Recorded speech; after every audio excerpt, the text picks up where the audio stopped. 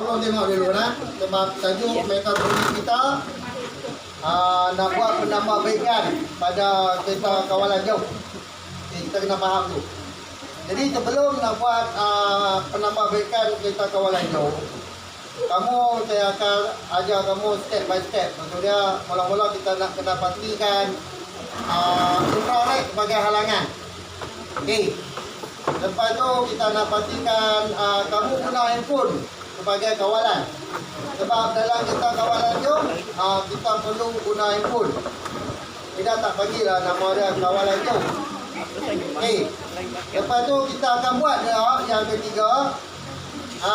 Untuk nak buat bila gelap, LED akan nyala. Jadi penambahbaikan dalam kereta kawalan yang kamu merujuk pada buku praktis komprehensif, dia kena buat penambahbaikan. Yang pertama, kalau waktu malam kita main. Bila kita main waktu malam, kita tak nampak kereta. Bila tak nampak kereta, kita nak pasang LED. Okey. Jadi apabila kereta kita masuk di bawah-bawah tempat-tempat tertentu, dia ada halangan. Bila ada halangan, kita nak bagi dia buzzer dia bunyi supaya kita nak stop kereta tu. Okey, boleh faham tu. Jadi sebelum kita nak pergi kepada penambahbaikan pada kereta kawalan, kamu kena belajar step dia, ada 3-4 step yang kita kena selesaikan. Yang pertama, kita nak macam mana nak onkan LED. Macam mana kita nak berhentikan kereta kawalan dengan menggunakan halangan. Macam mana kita nak bunyikan buzzer. Kita takkan terus buat pengatur kenderaan terus pada kereta. Sebab basic kita tak pandai. Jadi kita kena tahu basic dulu. Baru kita buat penyambungan. Di mana kita nak pasang penyambungan. Sebab penyambungan ni dia ada 2-3 benda kita nak kena belajar. Yang pertama, sambungan daripada input. Sebab dalam gambar raja blok dia ada input, proses dengan output. Jadi input ni dia ada 2 jenis. Satu kita namakan sebagai peranti analog. Satu lagi peranti digital. Digital. Sebut kuat sikit. Jadi ada 2 jenis peranti. Jadi peranti ni sambungan dia berbeza. Sebab tu kita ada A analog. Yang bunyi AIN tu AIN. Maksud dia A tu analog in. Lepas tu dia ada pin dia kan, pin 1, pin 2. Kadang-kadang kita panggil DIN. DIN tu apa dia? Digital input. Okey. Arahan yang dikatakan input ni akan memberi maklumat kepada mikro pengawal. Mikro pengawal akan menerima maklumat daripada apa yang kita buat pengaturcaraan. Jadi bila kita dah berjaya menyusun atur, yang pertama LED boleh menyala, buzzer boleh on. Okay, apa lagi? Halangan. Kita pakai infrared. Dalam bahasa Melayu dia panggil sensor inframerah. Okey, kita tengok contoh macam mana kita bergerak. Sekarang saya buat button. Sebab tu button ni kita kena pandai belajar. Kalau kamu tak boleh buat button, macam mana kita nak buat kawalan? Lagi saya suruh kereta ni ke depan. Okey, bila dia depan, dia stop. Dia stop, saya nak reverse. Okey, dia stop. Okey, saya nak belok kanan. Stop. Belok kiri. Boleh menari. Nampak? Ke depan. Stop. Ke belakang. Corner. Baik kat saya. Okey, kalau kita tengok kelemahan dia ni kita tengok. Dia belok ke depan dia tak sama, dia tak straight. Ini masalah balancing. Balancing berkenaan dengan tayar ataupun bateri. Kemungkinan tayar yang kita pasang tu dia terkapit sikit. Dia terkena skru ataupun dia kena dia punya pengadang pemegang kaki tu. Pastikan bila kita masukkan tayar, contoh dia, jangan kita tekan rapat-rapat di bahagian ni kalau kita tekan rapat sangat dia akan belagar di sini. Bila belagar di sini dia akan berlaku gisiran. Kamu faham kan gisiran kan? Jadi gisiran ni menyebabkan halangan untuk dia nak bergerak. Jadi kita longgarkan sikit, jangan rapatkan. Ya. Kalau dia masih lagi tak boleh ikut, kita kena cari apa masalah dia. Sebab kerja kita, belajar kita dalam RGT adalah mengenapati masalah. Kalau tidak ada masalah, tak boleh buat. Kita kena belajar berkenaan dengan masalah. Kita letak balik dia. Kita gerak. Bagi dia pergi kat sini pula. Okey. Okey, berhenti, tekan. Reverse, stop. Okey, pana. Reverse balik. Baik, kita nak tengok kita pergi dia pana. Stop. Pana dulu. Lari sangat. Okey. Okey. Kita nak bagi dia langgar. Kita nak tengok dia kesan. Dia bunyi. Lepas tu dia stop. Tunjukkan kereta kita dah langgar. Betul tak? Lepas tu dia suruh dia reverse balik. Dia akan stop. Jadi dia suruh dia reverse balik. Stop. Pusing mana? Pusing. Semai. Pusing. Bagi dia pusing. Tengok dia pusing. Okey, stop pusing. Kita pusing lagi di belah mana? Belah kiri. Nanti bila dah semua siap, kita ada 10 robot. Kita buat robot pertandingan. Siapa yang buat program, lepas tu dia tak pandai nak buat pengatur cadangan, dia langgar, dikira dia kalah. Betul tak? Jadi dia kena pandai nak bawa. Betul tak? Okey. Okey, belok sikit. Berhenti. Ke depan. Berhenti. Belok.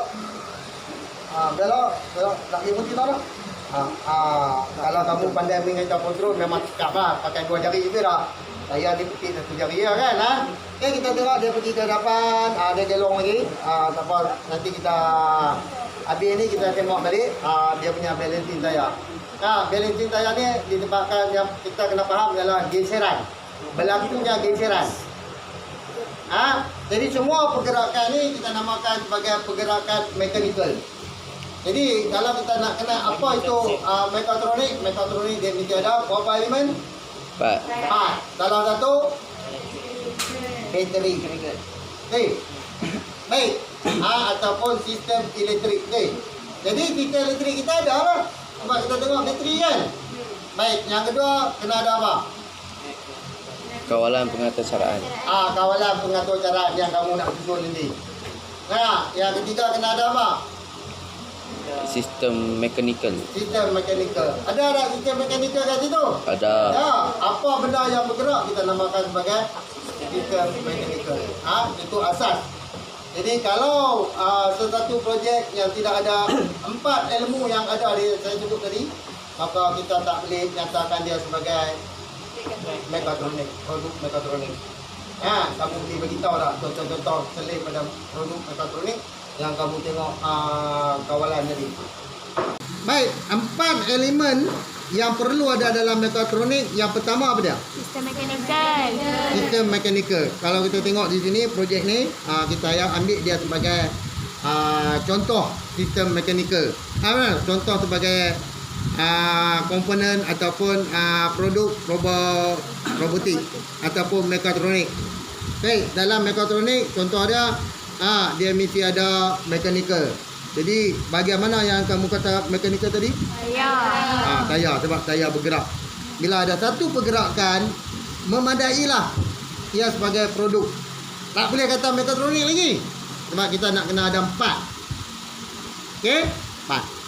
Baik, yang kedua mesti ada apa? Sistem elektronik. Sistem elektronik. Mana apa dia sistem elektronik?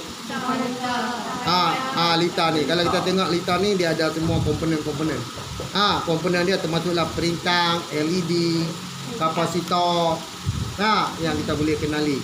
Baik, kita ada yang pertama tadi mechanical, yang kedua adalah elektronik. Yang ketiga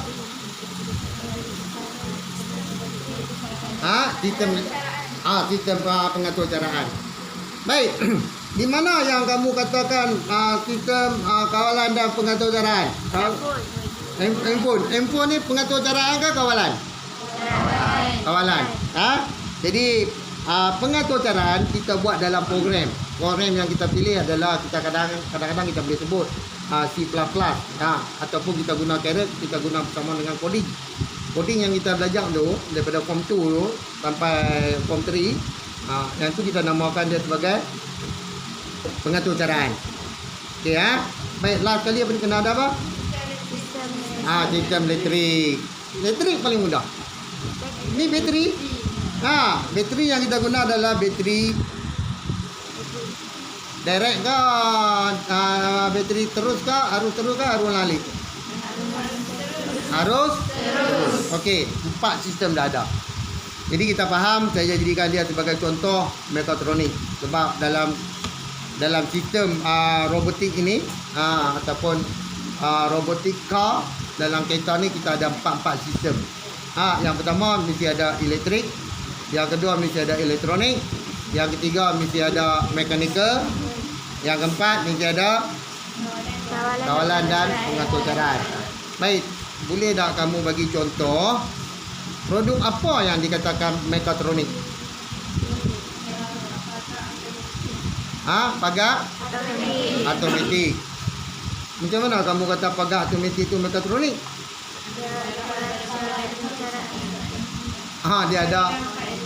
Dia ada 4 elemen. Dia ada 4 elemen. Tak ada elektrik macam mana dia nak gerak, dia tak?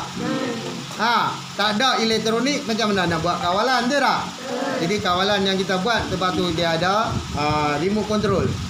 Kita tak guna telefon. Tapi kalau nak guna telefon pun boleh. Nanti kita belajar step by step, satu persatu. InsyaAllah dapat membantu kamu. Baik, contoh yang kedua apa dia? Blender. Mesin pengisa. Di rumah kita ada tak blender mesin pengisa yang pakai pengatur caraan? Tak ada. Kalau tak ada tak boleh. Okey tak? Sebab apa? Dia tak ada kawalan dan pengatur caraan. Tapi boleh tak kita nak buat kawalan dan pengatur caraan dekat blender tu? Boleh. Boleh. Tapi produk yang sedia ada memang tak boleh disebut sebagai mekatronik kecuali kamu kena buat penambahbaikan. Supaya dia jadi mekatronik. Baik, television kita pakai remote control. Boleh tak dia disebut sebagai mekatronik? Sebab apa tak boleh? Dia tak ada sistem mekanikal. Ambil gambar depan semua. Lagi tak ambil gambar tu potong kan. Lagi kita nak ambil contoh lagi. Kalau kita tengok TV. TV bukan mekatronik. Blender bukan mekatronik. Tapi kalau kita nak buat bagi jadi mekatronik, boleh. TV dia bukan mekatronik. Nak buat bagi mekatronik, tak boleh. Takkan kita nak buat kipas, tak sesuai. Blender boleh kita buat kawalan jauh. Kadang-kadang kita nak buat mok kita kan. Dia tengah duduk masak tu. Sambil-sambil masak dia boleh on, dia boleh off. Ya, sebab telefon ada ke dia? Ni tak? Tak apa, nanti kita buat. Semua ni kita akan buat. Kita akan menghasilkan semua produk ni. Jadi apabila kita faham tentang apa yang kita buat dalam bab 1 mekatronik, jadi projek kita nak buat penghasilan nanti cukup mudah. Nanti saya bagi tahu. Jadi tak mestinya kita nak buat beg macam Tuan Sudah. Tuan Sudah semua pelajar buat beg sebab pengenalan awal. Dia orang tak tahu apa dia tu mekatronik dan dia orang tak tahu itu penghasilan produk. Dalam penghasilan produk dia mesti ada 2 aplikasi yang kita belajar. Tingkatan 1 kita belajar 2 aplikasi vertikasi. Lepas tu kita belajar fashion. Semua aplikasi yang kita belajar dalam ilmu RBT, kita nak congkir balik, cari masalah, mengenal pasti masalah dia dan dia dijadikan sebagai produk kerja khusus kita. Baik, tingkatan 2 kita ada pembuatan. Kita gunakan resin untuk buat satu produk. Lepas pembuatan kita ada mekanikal. Lepas mekanikal kita ada elektrik dan diikuti dengan elektronik. Lepas tu penghasilan reka bentuk makanan. Lepas tu kita ada aquaponik. Semua ni kita nak kena fikir, kita kena kaji. Habis step yang pertama ni kita akan kaji apa masalah. Aquaponik, apa masalah dia? Masalah aquaponik adalah nak bagi ikan makan. Jadi satu kesusahan, satu kepayahan kita nak bagi ikan makan, maka kamu pun tak boleh pergi mana. Kalau kamu pergi mana-mana 2 hari tinggal, ikan mati. Kita tak apa, tak mati, tak makan. Sebab kita minum air. ikan takkan nak minum air sebab dia duduk dalam air. Dia kena makan angin. Sebab tu dia ada dua istilah, makan angin. Betul tak? Sebab tu dia kata sambil menyelam minum air. Hiduplah. Ikan pun nak bagi hidup. Sambil menyelam makan angin. Dia gigit angin dia makan. Apalah yang tu. Okey. Setakat itu saja kita nak buat penambahbaikan bagi tajuk mekatronik. Jadi hari ini kita nak gabungkan. Saya nak gabungkan kamu dari segi ilmu mekatronik dan penghasilan. Jadi kalau habis mekatronik, habis penghasilan. Jadi tak mestinya saya nak habiskan mekatronik dulu. Okey nak? Kamu faham tak? Ya. Okey nak? Cuma hari ini kita akan buat pengaturan dalam masa 40 minit. Okey. Baik, terima kasih kerana sudi mendengar apa yang saya ini bukan nasihat, ilmu. Terima kasih kerana menerima ilmu daripada saya. Okey.